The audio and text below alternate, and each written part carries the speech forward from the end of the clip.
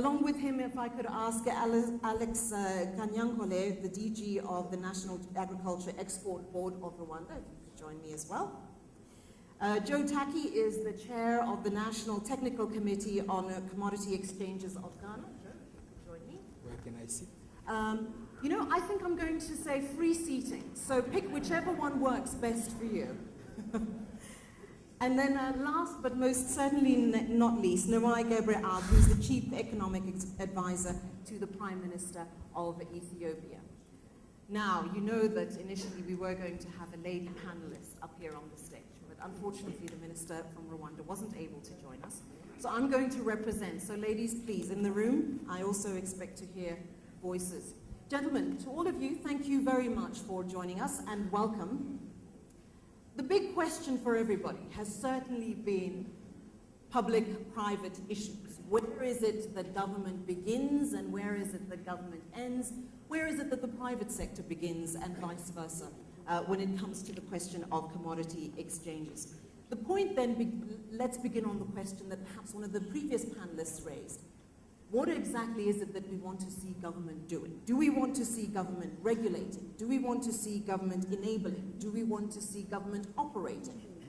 Mr. Minister, because I am observing protocol this instance, you first, please. Okay. Observing protocols, Madam. Honorable Chairman, dear colleagues in panel, ladies and gentlemen, all protocol observed. First and foremost, allow me to join my colleagues and previous speakers thanking to the organizers of this important gathering for the warm welcome given to us since we arrived in this beautiful city of Addis Ababa, as well as for the wonderful facilities provided. Okay. Protocol observed. Yes. Thank you. On my view, the big issues that we came when we discuss who will do what, we saw that government must become to the economy and regulate the economy, provide the economy the conditions for the market to work, and also create the infrastructure and the facilities to the market to deal with the gap between suppliers and demand. Because in our side, in our country, the rural areas where 80% of the people live and working on agriculture, no one can understand this display. No one will understand how the figures will be done, how the prices is made, how the things happen. And we think that government must come in, teach the communities, create the conditions for the market itself works properly, and also create the really intervene to intermediate the market to the market beginning to work itself. Joe, you straddle this space in the private sector, but trying to create some kind of linkages. In your view, and not just in the Ghana context, what is the role, what should be the role of government when it comes to commodities exchanges? Thank you very much. To start with, let me express warm greetings from my Honorable Minister of Trade and Industry, and of course, His Excellency, my President, for such a wonderful and timely program like this. We in Ghana discovered long ago that government has no business doing business. And therefore, we have been putting in place all the necessary supportive framework to enable the private sector drive some of the economic interventions that we need. So for me, also coming from the private sector and also being in government, we believe that that is the way to go. So that is my humble stand on that. As we go along, I think I will elaborate further. I hope you will, because we very easily have this conversation around PPPs and say, well, government has to do governance and business has to do business. But we've seen time and time again that when it boils down to it, That's a very grey area. So I'd like you to ponder that a little bit more, Joe, and we're going to come back to you. Alex, perhaps you can share your perspective. Yeah, thank you very much. I think really the whole thing is that we need to focus on the objectives. There is government, there is private sector, but what are we all trying to achieve? What we are trying to achieve is what should define our roles and responsibilities. We also know that there is what government can do best and what actually private sector can do best. So to me, it should really be on those principles. Looking at it from the wider perspective, I think all we need is to have growth. It is to have poverty eliminated. It is to end hunger, as was actually very well articulated in the first session.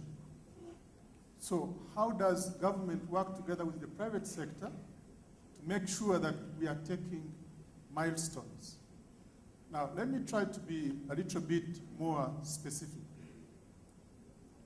I think really it is good, as a matter of principle, to have the private sector free to operate, free to engage in business without, interferences that can inhibit the growth of their individual businesses. But experience has shown that when you leave it, when it goes beyond a certain level, then you start seeing some other imperfections. You start losing out some values that are associated with growth and development. And this is where it becomes paramount that government needs to come in to regulate, but with a view to achieving growth. Government does not have to regulate in a way that is going to inhibit growth.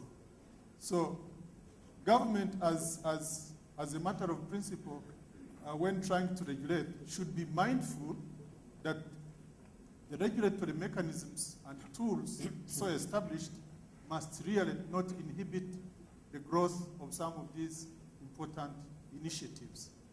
The other thing is that we must really establish baselines, and we must be monitoring progress. In my country, Rwanda, we have a system of working on a performance contract at all levels, from the local levels up to the national level. Every year, government and its partners sit to, evaluate the milestones. So if really we are saying we are trying to enable the private sector, if we are saying we are trying to establish, different policies that are going to move the growth of the private sector, improve welfare, end poverty, there must be a way of monitoring all this. Otherwise, whatever roles and responsibilities that we carry, you'll not be able to know where we are moving. I think in that kind of coordinated approach and defining the goals and our destinations, when we link all that, it would really define our roles and responsibilities, and it will help us all together to be moving in the same direction. It's great because it sounds really good when you put it that way. But I think if we look historically, and the question of the AU position from 2005 came up a little bit earlier versus where we are. Granted, progress, sufficient, I think arguably no. So I'd again look forward to being able to unpack that a little bit more. Now, Gabriel, you're just taking a drink of water, so I'm going to come to you, which is always the way these things happen. Again, everybody's saying all the right things. We're hearing, yes, government has to be an enabler. Government has to create the right environment. And one can say in Ethiopia, that has indeed seemed to be the case. But again, is that enough to say that there is broad enough will to not just create a space where the formation of these exchanges can happen, but that they actually can be sustained in the long term? Thanks a lot. You started the session with a question, the boundary line between public and private sector. Let me go a step back. Every country has its own narrative. You can't expect everyone to follow the same line. So what is the narrative in Ethiopia? Is ECX an accident? Now, ECX is definitely not an accident in Ethiopia. It is an outcome of a long-term development strategy which is known as agricultural development-led industrialization. That is the strategy that the government follows, and it's meant to extend over decades. Phase one is priority for agriculture. Within agriculture, what do we have? ADLI, agriculture development led industrialization. Within agriculture, the centerpiece is commercialization of smallholder agriculture, smallholder farmers. How do you encourage them to produce for the market? That is wherein ECX comes in. ECX is meant to provide an efficient market system, one that delivers price incentives to the producers in the first place.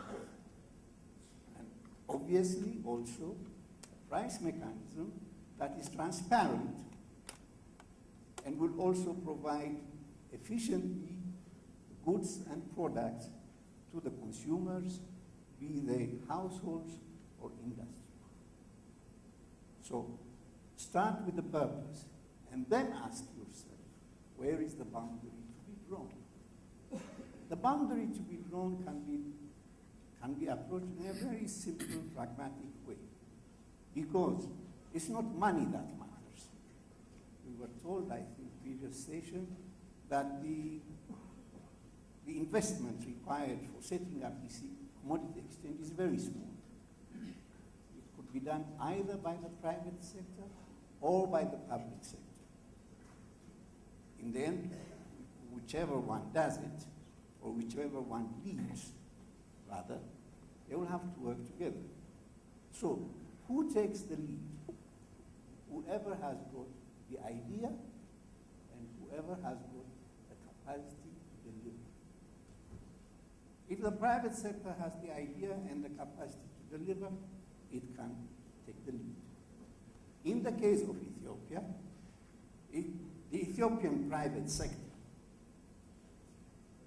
doesn't have that capacity, didn't have that capacity at least a few years back. It didn't have the capacity to come up with the idea of ECX and the ability to deliver, to set up all that is needed to make an operational ECX on the ground. So the government has taken the lead. But what does it mean for the government to take the lead? Does it work by itself only? Definitely not. This, after all, is a project which very much involves the private sector.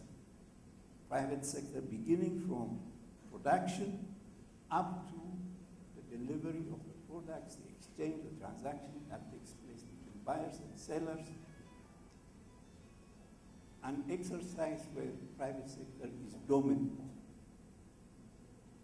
So what we have here in Ethiopia is an ECX that is owned by the government. Government doesn't get a cent out of it. Not a cent. It's not revenue. I told you, it's ideas. It's delivery. The purpose is to benefit producers and consumers, not to generate profit for the government. So, what does the government have? What did the government do? It set up, together with the private sector, a separate entity by law with defined rules, regulations, etc. It has a board, and the board is nearly 50-50 divided between private and public sector. Not exactly 50-50, otherwise no decision can be made in case of a draw. So let's say 45% in this case to be precise, 44 point something and 54 point something government, but together a board, and then to oversee the board, like in any securities, a commission. So this is what we have today. You may want to ask, will it always be like this? Not necessarily. It can. You can reduce the board composition. You can even let the government go out. But there will be conditions for that. And what are the conditions? Two conditions. First, the ECX must mature. It must have enough experience in working within this sort of new animal which has replaced traditional marketing system in Ethiopia. So you require time for it to mature. Second, if government is to go out, like in any other country, you must have a commission that is strong, that is able to regulate. I hope I have given you some basis for us to discuss. No, you certainly have. Well, they liked your response. Okay. I think the big issue, and this was something that came up in one of the previous panels, was, yes, it's fairly easy and straightforward, and one can say affordable to set up an exchange. But in order to get to the point where it's functioning as it should, it's trickling down so that the small farmer is being taken care of in the way that they should, etc. There needs to be some kind of sustainability. Now, if one were to look at the numbers, it's taking in the region of 40 months to get to the point where you're breaking even potentially, give or take a few months.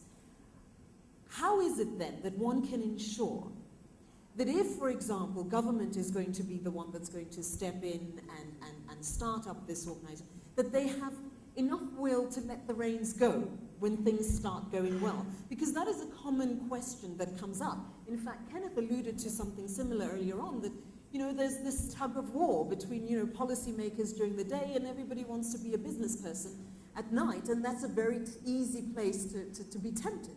Alex, perhaps you can address that, and then Joe, you. Yeah, thank you very much.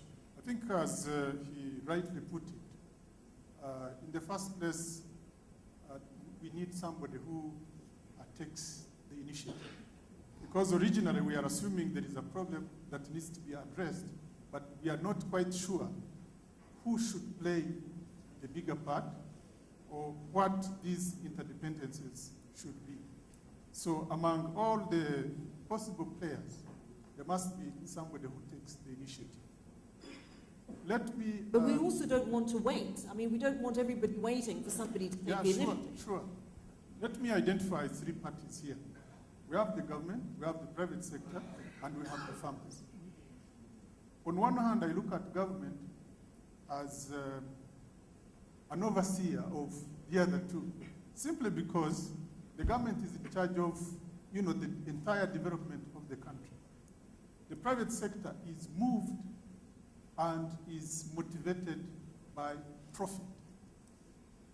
The farmers are there to earn a livelihood. Government is also concerned about these farmers, earning this livelihood. So the government needs to come in between and make this whole process work. How does it do it? You have to make sure what the private sector wants to do. They want to get profits. You must not really, in your operations, inhibit this profit. These profits must be seen by members of the private sector. And by the way, the private sector, in trying to, get these profits, they also end up contributing a lot to the growth of the economy.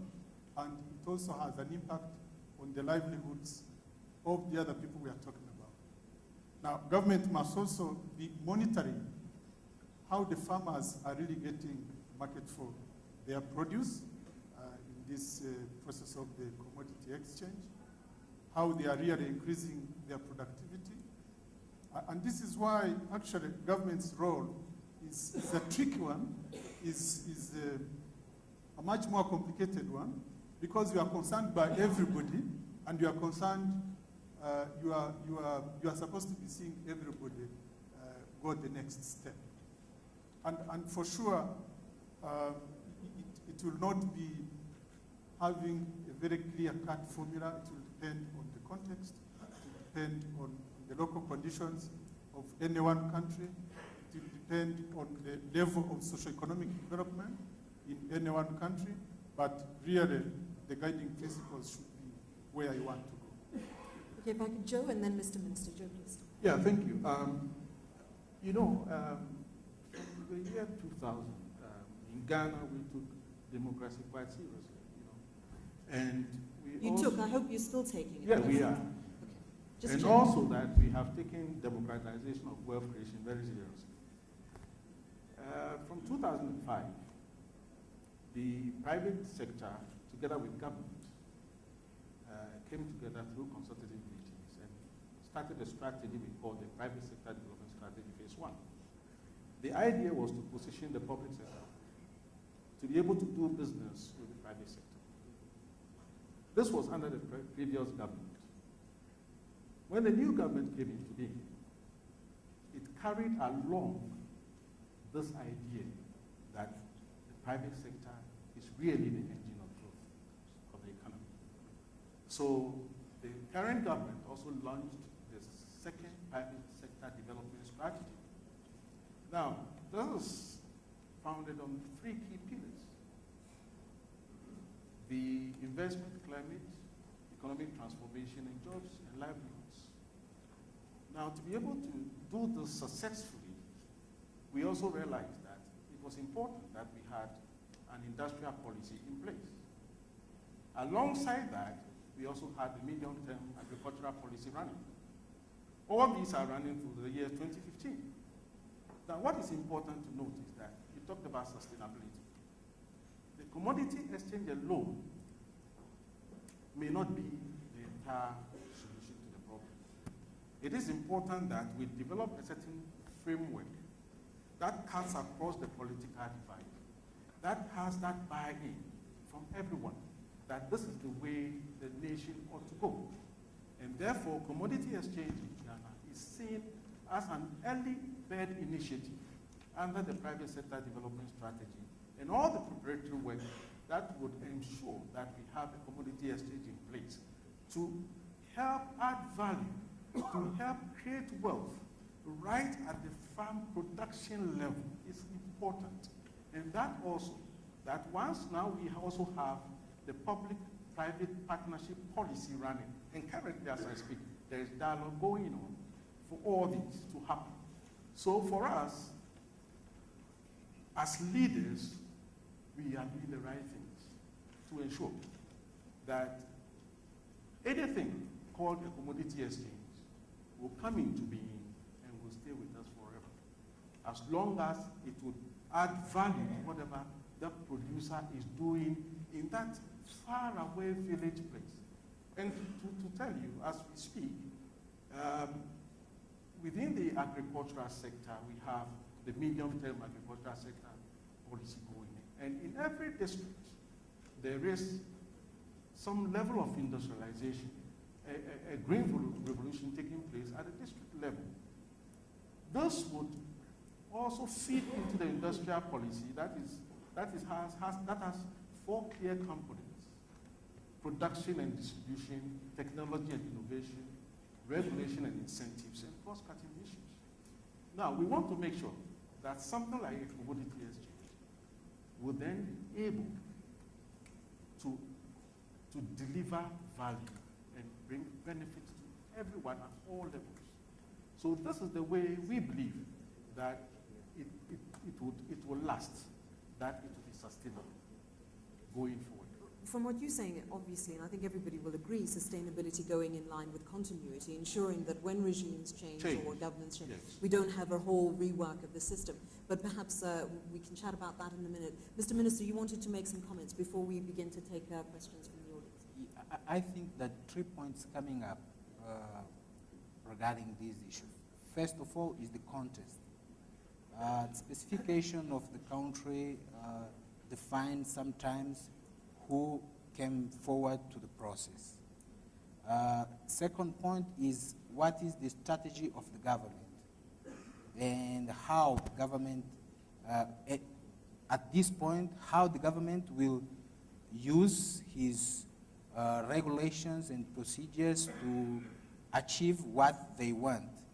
Also, what is the role of private sector? In some contests, as the Mozambican contest, we have the private sector coming a few years. We have a long story of war, and the process is changing, and only less than 20 years we're beginning to have a private sector. And this private sector coming inside of the situation of Mozambique obviously have no financial capacity to define itself what type of systems like these can come to the market and can be useful to them to have big profits and be sustainable along the way.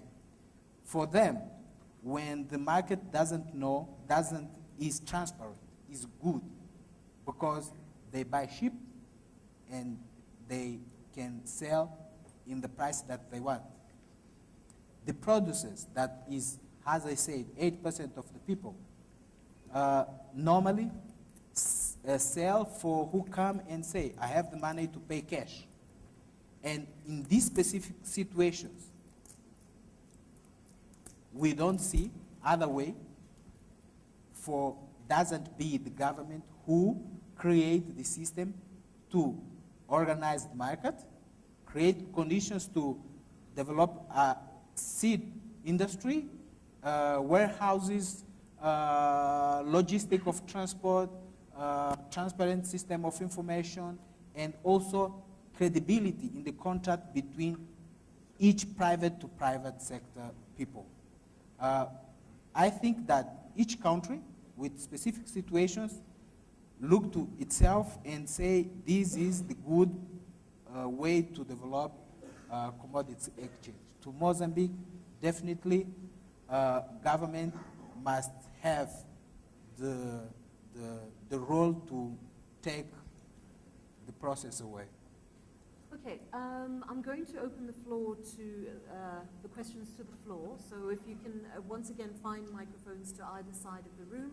Remember to identify who you are, and then also let us know which organization it is that you represent before you put your question forward. If I can also just ask that the house lights come up a little bit so I can actually see when people are at the microphones. In fact, there's a gentleman. Please go ahead, sir. My name is Birender Singh. I represent Karuturi Agro Products PLC. We are farmers in this country. Moderator has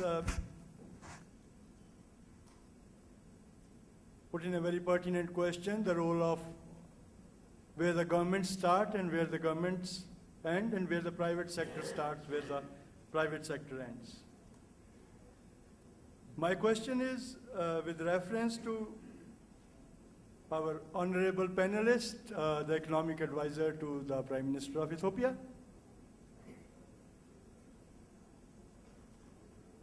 We are all aware of the challenges of developing farmlands. And the commodity exchanges are all about blending the exchange with the farmers. Farmlands have two distinct roles to play. One is development and the second is farming. My question is that have we thought of developing the clusters of agricultural economic zones and the special economic zones where ready-to-produce farms can be offered to the farmers, and the small farmers can also take advantage of that? And whether there is any plan to rope in the private sector to develop such clusters and farms for which organizations like us should be ready to take the responsibilities. Thank you. Thank Thank you very much. I think that was a fairly straightforward question. Well, it is indeed. Whether the answer is straightforward is another issue. Maybe.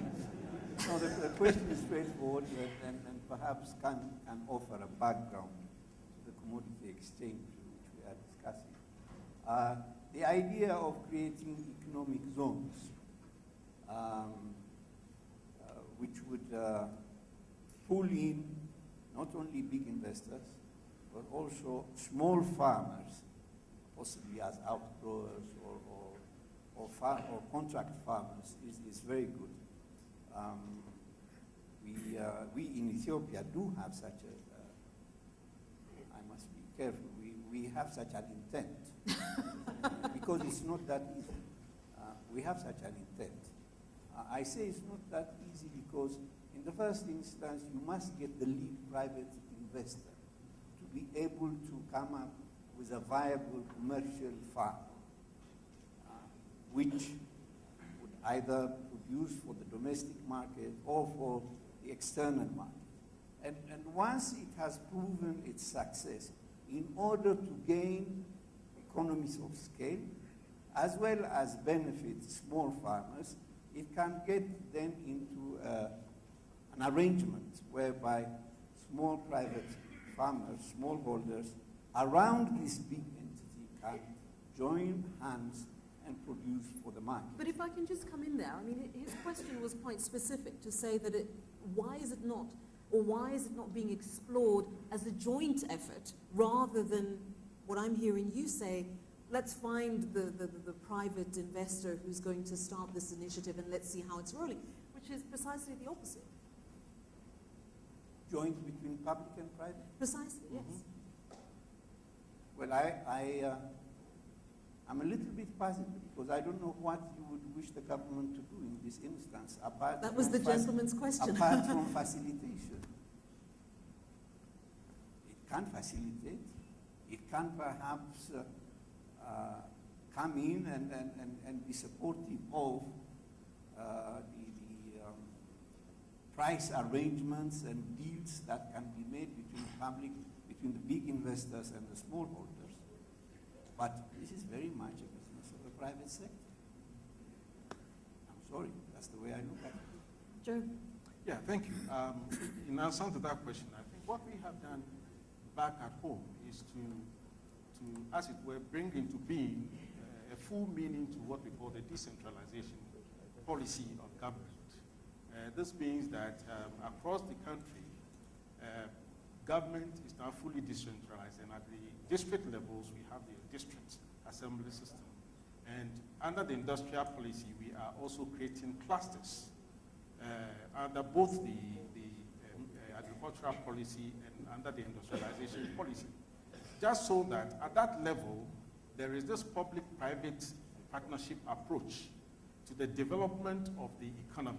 Anything at that level that would strengthen that private sector person in the district is what government is interested in. And for the first time, to enable that, we have been able to have what we call a composite budget. The budget of government now comes from the district level, and then finances or funds are made available not to the head office of anybody, but right to the district assembly to ensure that these public-private partnership policy of government is brought into being. So that is indeed what we are doing. And to look to take the issue of the commodity exchange one step further, we believe as a government that facilitation is the key to ensure that government is not really involved too much in whatever the commodity exchange will be doing, but it will be driven by the private sector, but to ensure that the necessary rules and regulations are in place. And I'm happy to say that as we speak, that is underway with the support from the UNDP once again in Ghana, helping us fund the development of the rules and regulations for the commodity exchange and the warehouse receipt systems, just to ensure that, the flywheel principle, others sit on the fence hoping that when it gets going very well, then they get involved. But what we want to ensure is that anybody who wants to get involved must be sure that there is transparency and all the great things that we talked about all this morning about commodity is in place so that anybody, any private person getting involved there is comfortable. The financial institutions, the insurance companies, and everybody else. I'm going to resist the urge to unpack that question a little bit further because I suspect it's one of those that could go on some time. There's another question from the floor, though. Please go ahead. Okay. My name is Zahira. I'm from Abuja Commodity Exchange in Nigeria. And my exchange is 100% funded by government. Now, we are of the opinion that government needs to start a commodity exchange. It needs to inject funds, set up the necessary infrastructure, develop capacities, and so on. Because the private sector will not be willing to wait for that long gestation period. Now let me give you a little example. When we started off in 1999, we started off as a stock exchange, and we were promoted by 5 government parastatals, but set up as a private company. Now, 2 years later, for whatever reasons, we were unexpectedly converted to a commodity exchange. There was nothing on ground then. However, the interesting thing is that of those 5 government parastatals that set us up, only one is standing now, and that is the central bank. And why is that so? Because they were privatized. They were given to the private sector. And these were very big institutions. The biggest insurance company in Black Africa, the biggest development bank, the biggest reinsurance company. But they were given to the private sector, and as I speak to you now, they are dead. So government needs to set it up, have a gestation period of between 3 to 5 years. And when it is on ground, you gradually divest to the private sector. Okay, so I'm hearing 2 issues in the lady's comments. One, and I think there are many people who are going to argue that government should set it up because private sector messed it up, certainly in that instance.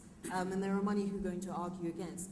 And perhaps looking at the longer term and saying, how does one manage that 5-year period when somebody needs to take a back seat and somebody needs to make sure that that process continues? And I think that's quite a tricky question. If I can unpack it in those 2, and Alex, if you can begin on that, and then I'll come to you and Mr. Minister after, please. Yeah, thank you very much. I think really the most important thing is where do we, all of us as a group, want to go.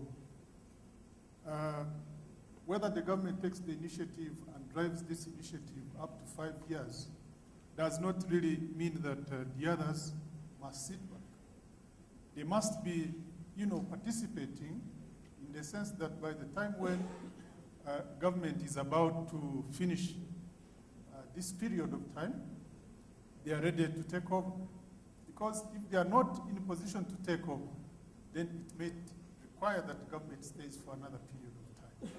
But the whole issue is sustainability and achieving the objectives that we have all set as a group.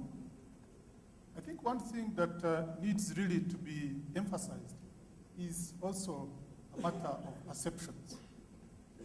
How does the public sector perceive the private sector? And how does the private sector perceive the public sector in terms of roles and responsibilities, in terms of the boundaries of what they're supposed to be doing, and in terms of what each can contribute towards, all these initiatives. I think really, as I earlier remarked, there is what private sector is going to do most efficiently. And there is what they are not going to do, because probably it does not tally with some of their appetites. That is profit. And this is where government is really going to play a very important role. Infrastructure, technology, all these require huge sums of investments, as the previous speakers have already put it right. But then the role that the private sector can play also cannot be overemphasized, because government is not very good in taking these business commercial transactions. So this is where private sector is going to play a very important role. And the number of times these transactions increase has got a lot of multiplier effects within the economy.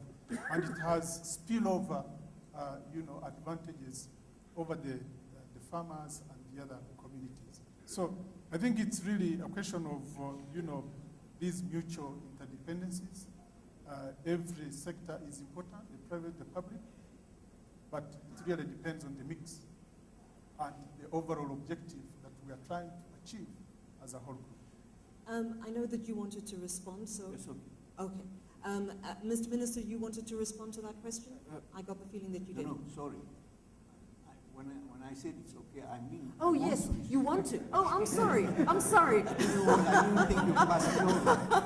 I'm not trying to gag you, I promise. Please go ahead. I was Yes, just I'll going be to brief. ask if you I'll could be make it brief. I'll be Yes. brief because there are others who want Because to we've ask got, questions.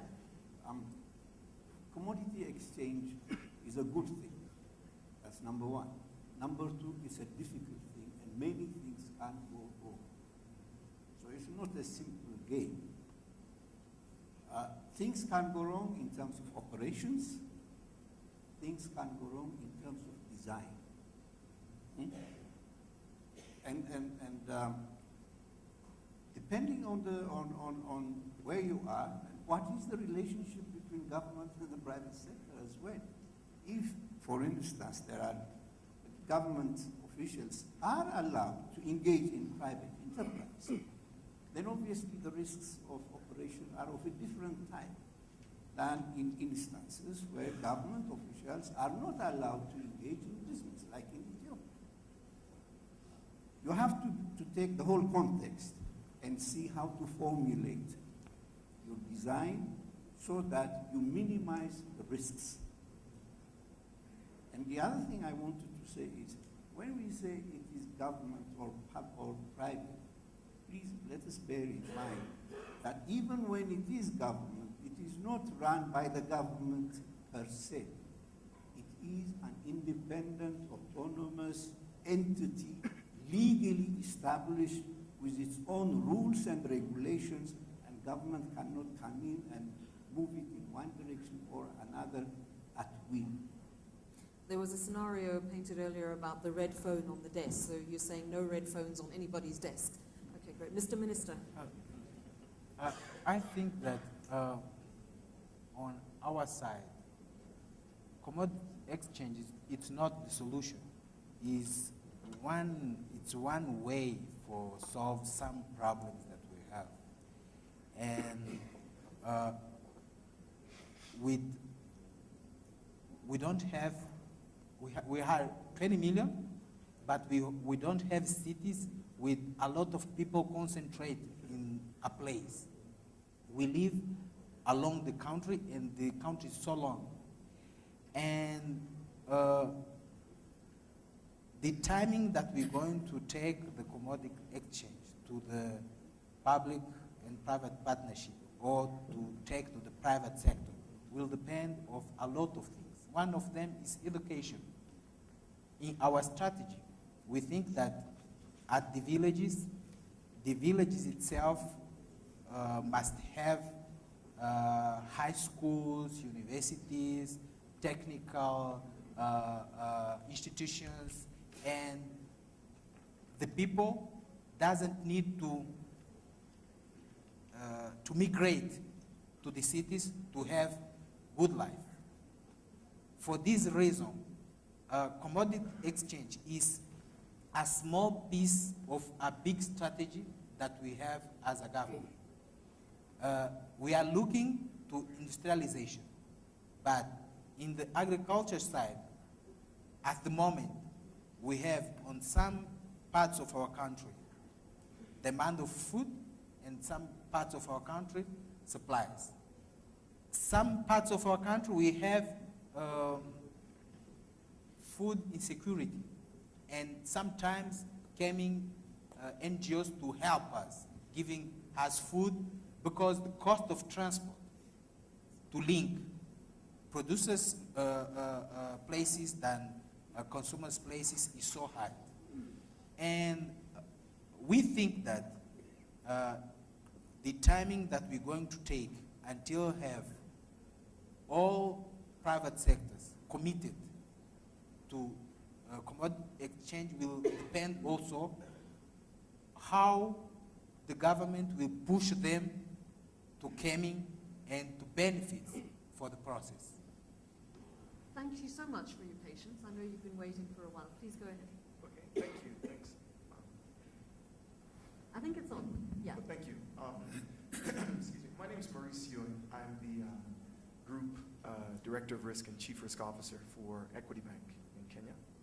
And we're actually on a later panel, my colleague and I, but we wanted to jump in here and with some comments. My first question is, why does it seem, let me give you, before I say this question, I'll give you a bit more about my background.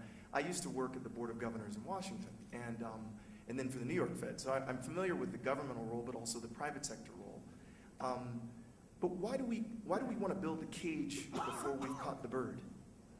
I'm trying to figure out, why is there this assumption that if we're talking about an African market, it seems, that we need government to help us along. We need someone that's going to come and give us advice or to set the boundaries or something like this. To me, it's a bit stunning, actually. I mean, maybe it's because my colleague and I were sitting there, we're saying, a lot of the things you're talking about, equity's already done.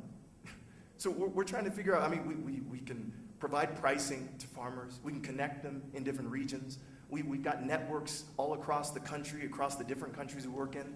We've got all this going on, so I'm trying to figure out why are we limiting before we've even tried it? To me, that's stunning. And then the second question is, why is there the assumption that an exchange is going to be profiteering? I mean, if you want profiteering, we're bankers. And banking is profiteering. I mean, that comes from a very basic fundamental. I lend, I can charge an interest, I can charge what I want. An exchange is more complex. I have a transaction. There's many ways in which I can form an exchange to not be something where I'm taking advantage of someone.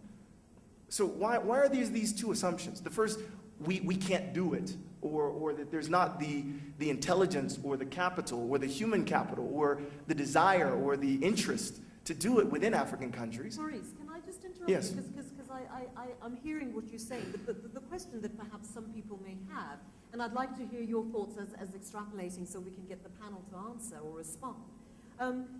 Many people will say, if that is the case, if one can argue and say it's fairly easy for this to happen very rapidly, Equity Bank is doing it, why are we not seeing more examples of it happening on the ground? But it's not necessarily, and I take the Equity Bank case, but I think if you're looking at it more holistically, there is still that question as to why is it not happening more broadly, whether it's being done by government or the private sector. Well, to be honest, my observation is government is part of the problem, actually. I mean, I would say one thing that I do give to the Kenyan government is, as much as there are difficulties and issues, they have given the freedom to that institution to grow. I can see in other places where we don't have that. We don't see these situations. And I've worked in many countries across the continent. So I'm not speaking just from a narrow experience in one place. I think many times it's exactly that thing. If you build the cage before you have the bird, how are you going to go anywhere? Where will you see it fly? How can you even test? Give incentives. Why is everything, to me, all I hear is language that says, well, we want to get it to a point so we can tax it, so that we can have revenue, so that somehow we can plan to distribute it to the poor, and all these promises which people have made for 40 years. All these things which we don't see.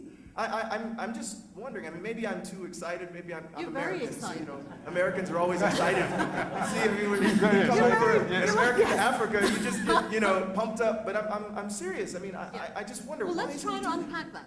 Let's try to unpack that, Maurice. I totally get you. I can see you're like, okay, let me add it. I'm going to ask you to take a breath. We can work on this. All right. Clearly, the suggestion being made is that we're trying to almost over-regulate this, that we're trying to create too many reasons why we can't do A, B, C, D yet. The most appropriate person perhaps to begin with, and I'm not saying to end with on this point, yes, I'm looking at you, Mr. Minister, why are we seeing this sense that there's almost a desire to restrict and control before we can even get a sense of what it could be on the ground? On my view, and on specific situation of Mozambique, I'm going to give an example. We don't have Mozambican bank. All the banks the shareholders of the banks are not Mozambicans, are overseas banks that are operating in Mozambique. And the financial sector is the profitable sector at 20 years. It's one example. How our private sector will have possibility to have a loan to invest on agriculture when agriculture is a high-risk sector. In my country, agriculture depends on rain. What is the role of government in this situation? In my country, when we became independent in 1975, only 5% of the people know read. How it's possible to be private sector to do something? In my country, only in 1994, we beginning with peace. In my country, the land we have mines. Only in 2005 is freedom from mines. The camps, it's possible to produce agriculture. And when I say it's specific situations of the countries will define the process, is because in our situation, we are trying to create a model where it's possible the farmers, small and medium farmers, use his produce to the market with a reasonable price. Why reasonable price? Because at the moment, the countries overseas have systems. And the countries overseas having systems has said here, SFX and also other type in South Africa and Malawi, it's easy to buy from the border of the Mozambique, the producer of the small and medium farms. We are trying to structure the economy, creating conditions for the villages have better life using what they know. And what they know is agriculture. Perhaps in extending a little bit on the point and the question that he's making, granted that one can make the argument that the government wants to do all of these things, but we can also recognize that to get to the point where the education is having the desired effect is going to take time. What happens in the interim? The question, I suppose, is also why are we not seeing a greater effort at allowing some of those private sector enterprising people to begin to fill in some of those gaps while we're waiting to have the effects of some of those support structures, while we're waiting for education to be at a level where it can begin delivering? Why are we not seeing a space where we're creating a nurturing environment to allow the people with ideas who want to grow to do that? Because the return of investment on trade, importing rice, maize, and other things is cheaper than operate inside of the market. That is the answer. It's all about money. Alex. Yeah, thank you very much. I think if I really got his concerns, and in the context of Rwanda at least, it's really not about government trying to design some new structures, get some new styles of doing things. It's a question of trying to fill the gaps. We have had these policies of, trade liberalization.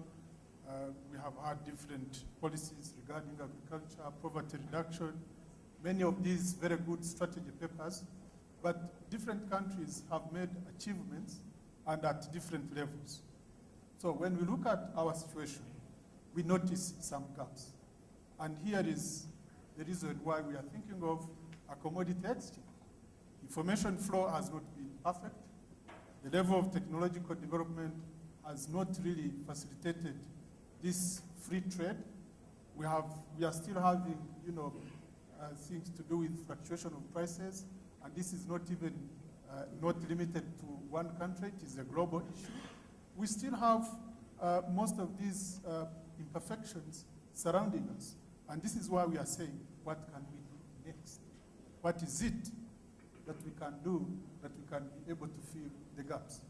And we are very mindful of the fact that we are not inhibiting whether investments in the financial sector, investments in infrastructure, all these forms of investments that can, add up to the bundle to make it bigger and bigger and remove all these imperfections are very much welcome. So I think really it's not about trying to figure out special designs and structures. It's about trying to fill the gaps, because these gaps have been there. Many milestones have been reached. A lot of progress has been made, but some gaps are still being observed. And that's why we really need to do something about it. Yeah, thank you. I think two things. Governments may be very slow in implementing anything. And secondly, in Africa, we do not allow systems to work or operate. And the key to engaging with the private sector is to allow systems to work, because they are passionate about making sure that things work. And therefore, there is this slowness. But my brother is very excited, because I'm also excited that in our case, we have worked very hard at the public-private partnership policy to ensure, and the dialogue is still going on, and it's encouraging the private sector to do what it's got to do. Secondly, with the private sector development strategy, the conditions have been created for the private sector to drive anything. Recently, we have amended the Export Development and Investment Fund, for instance, into Export Development, Investment and Agricultural Fund, because, about 60 to 70% of our people are producing grains or are in agriculture, contributing over 30% to GDP. Now, working at a commodity exchange and warehouse receipt systems, for instance, is important, so that they actually participate at that level and they see the real value of their toil. So for us, making the systems work is fundamental. Once we get this, we have the Securities and Exchange Commission independent and working, and they regulate all these. So government is facilitating to ensure that we have the proper rules and regulations in place to make sure that the private sector gets into this game knowing that whatever they invest, and indeed, even under the private sector development strategy, we have the private sector development fund that is to ensure that the funding arrangement, incentives and all, are made possible for the private sector to get involved in these things. So there is a great deal of excitement, and we are very transparent to ensure that we engage and ensure also that we get the best practice. We shouldn't forget that the cultural context within which we institute anything is critical and is important. We cannot impose any system anywhere and believe that we can be so successful. That is why we have engaged with all the best practices. Indeed, we have engaged Ethiopia, Commodity Exchange. We are learning from other areas, and we want to ensure that whatever it is in place would benefit all, and that there will be that transparency. So I think that we are on the right track. We are not slow, and we want to ensure that by the end 2012, we shall have a commodity exchange in place in Ghana. Okay, well, we'll call you at the end of 2012 and see how that's going. We would come. We would come and testify. The lady is here. But one of the questions that came up in some of the earlier conversations and so on is also looking at perhaps having a slightly broader view. Ghana wants to do the same, Rwanda, all of these countries, and as time goes on, we're going to see more and more of this desire to have exchanges and commodity exchanges and so on.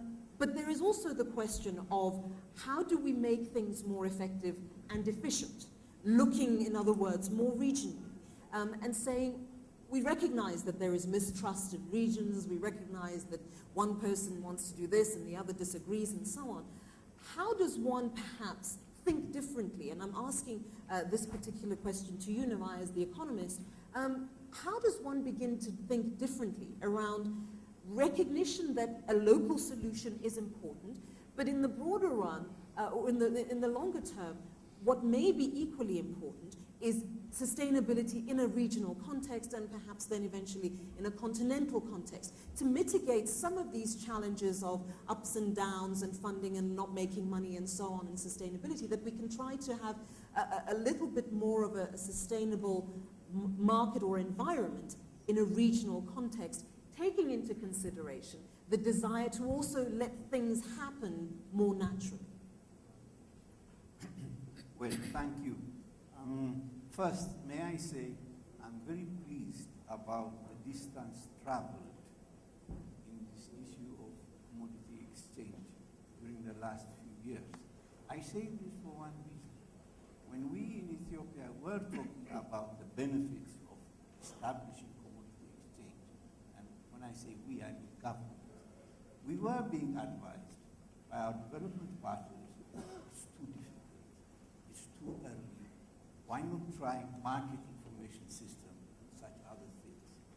Now, there seems to be a consensus that commodity exchange is something that we should have in the continent, regionally, as well as at country level.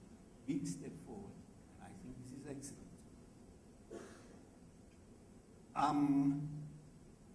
Commodity exchange, the fact that you have established a commodity exchange, for instance, in Ethiopia, doesn't mean that you have got everything done.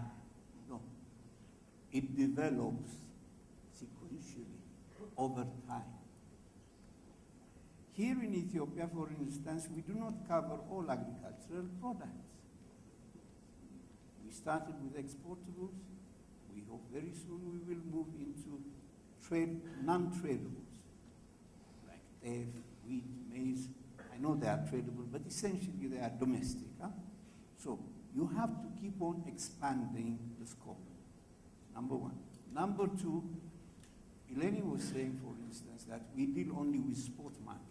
Yes, but you have also to develop to the futures. In other words, this is a process that is moving. I'm sorry. This is a process that will keep on unfolding, and there will be plenty of opportunities for the private sector to come in, to contribute, to lead, and to get engaged. There is no cage here. Does it We work? can hear you. Yeah. There is no cage here. The bird can fly in and fly out anytime it wishes to. And like any market system, you survive if you are efficient, you go down and under if you're not. Government-owned or not government-owned, irrespective. The bigger question, how do we get into regional formations? I do not see the fact that you have commodity exchange in different countries being an impediment. I tell you why. Because in all probability, the rules and the regulations will be common. There is not going to be much difference between Ghanaian commodity exchange and Ethiopian commodity exchange on transactions that are common to both. The question that will arise is, if you want to trade in between countries, what currency do you use? What are the foreign exchange risks that are going to be involved? How do you adjust for these foreign exchange risks? That is a bigger issue. It's not an issue of simply commodity exchange. It's a bigger question of how do you open up trade? What do you do with your capital accounts? Do you deregulate? Do you regulate?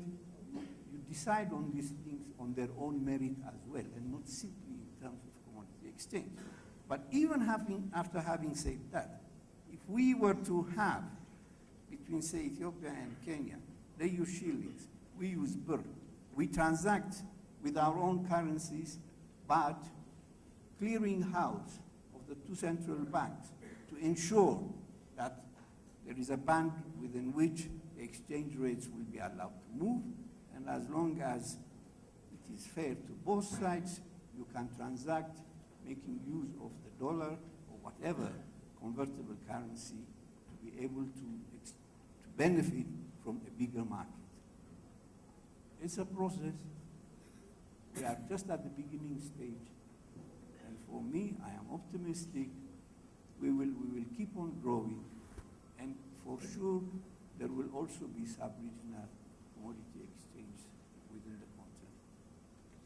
Well, we're getting to that point where we're going to have to wrap up. So I'm going to give you the opportunity to make some last comments, perhaps in the context of my last question, to say we recognize that people are in the process or want to get to the process of having one or in the process of establishing and so on. If one has to then narrow it down and say the role of government is X and has to end where? Perhaps the latter part of that question is the key thing, Alex. Where does it end?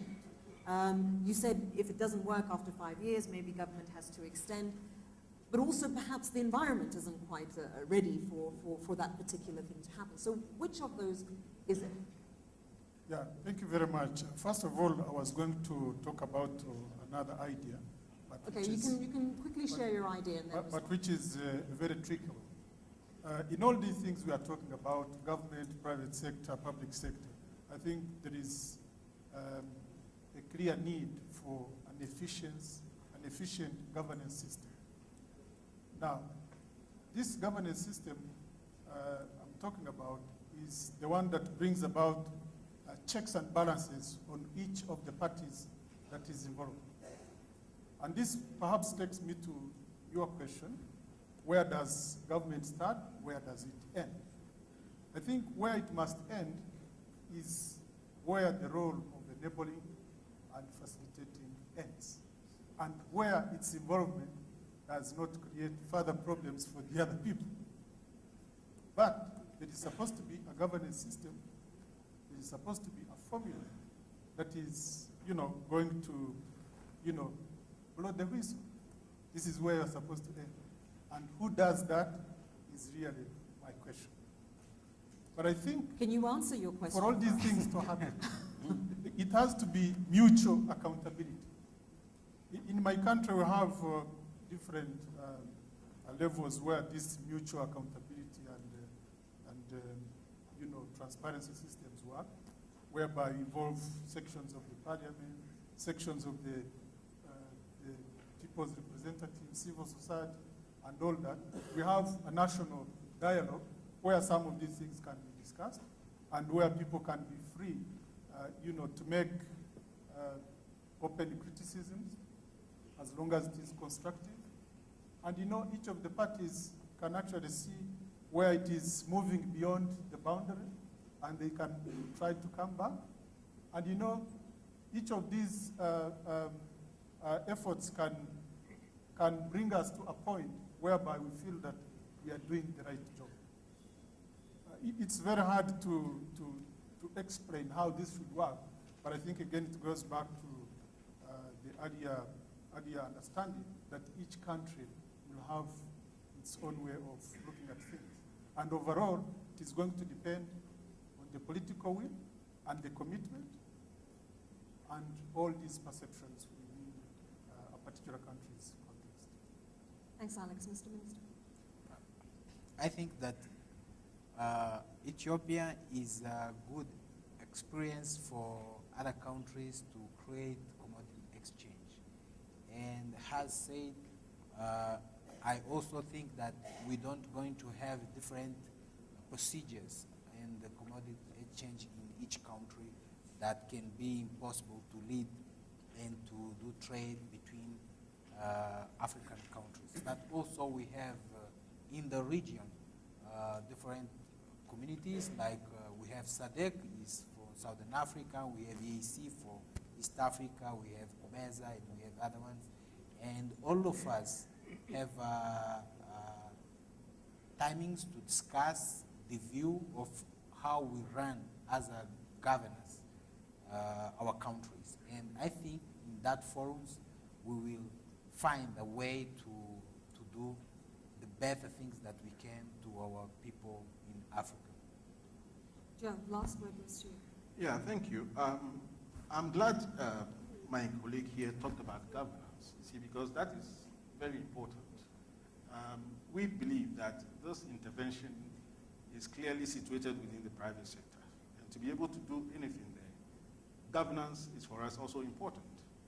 Now, what we do have in place is that we have the President's Private Sector Development Council, which is made up of the 3 shareholders, the private sector itself, the development partners, and then government. Then below that, we have the Private Sector Board, the President's Private Sector Board, that is made up of just distinguished private sector individuals. And then below that, we have the private sector management team. Now, this is to ensure that government and private sector are both clear in their minds as to who does what, where everything ends for each one. So government is facilitating anything that the private sector is doing through funding, through policies, or any other intervention. But we must also remember that in any area of human endeavor, you can never achieve excellence unless you have a deep understanding of whatever it is that you want to do. And therefore, for us, stakeholder engagement and making our people who are widely dispersed across the country to really understand what commodity exchanges or what warehouse receipt systems are is critical. We have a big market in town we call Makola. I mean, we want to make sure that commodity exchange is Makola to everybody, that they do understand and that they can have a buy-in, and then therefore there will be ownership. So the private sector development governance structure ensures that now we engage as much as possible everybody in this intervention so that we can achieve excellence and sustainability in whatever it is that we do. So the bottom line is government has to stick to government's business and let business do business. Precisely the case. Precisely the case. Gentlemen, thank you very much for your interventions and your participation. I really did appreciate it. Very interesting. And I have to say I have lots more questions, but I suspect Eleni will have me evicted from the room if I continue. So thank you very much. And thank you very much for being a really good audience. And I believe lunch is served, so bon appetit.